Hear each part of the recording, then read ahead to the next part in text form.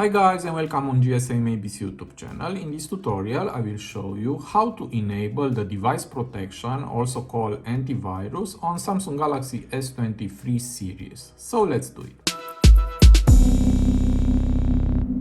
So to do that, just go to settings and here go to battery and device care.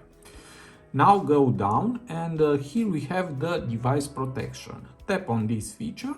And now it's turned off, and to turn on it is very easy, just tap here. And now if you want to scan your phone, just tap scan phone. Now it's scanning, wait for a few seconds.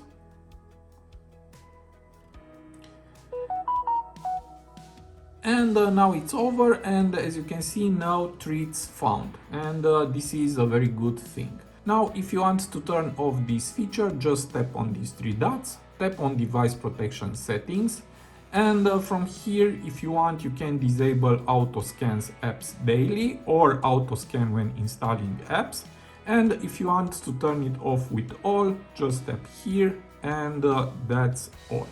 So it is very easy. I hope this tutorial to be useful for you, and see you to the next. Have a nice day.